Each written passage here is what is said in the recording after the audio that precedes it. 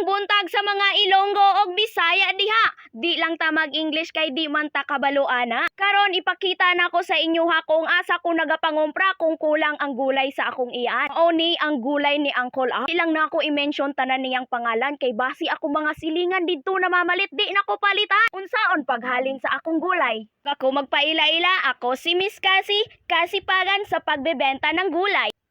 Samtang gatanaw ko sa gulay, may kaingon ko nga mas gwapa pa man ni sa ako ning palya, mas hamis pa man kay sa akong naong. Saman, paliton tika og ilabay na lang tika. Kanang wala kay mahuna-hunaan oy ug unsay akong istorya aning akong video ambot kapuya oroy ay. Hala sige tan-awan na lang ninyo kung unsa inyong makita diha. Basta kay mauna na gikapoy na kog huna-huna, daghan na kog trials gihimo pero wa jud koy mahuna-hunaan, mauning utok na ko nga way sulod. Mauna lang na akong ikakaistorya sa inyo ha, ipakita na lang nako ni kung unsa ka gwapa ang ilang class A nga ampalaya og ilang class B nga palya.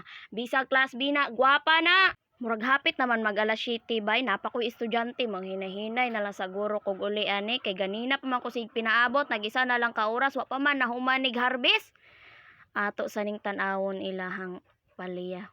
Naibog man jugog ko kay tungod sa kagwapa. Nagwapa ka diha basta kay muuli nako kay akong estudyante dito nagpaabot na to. Basig maka-absent pa to kay langayan kayo iyang inahan.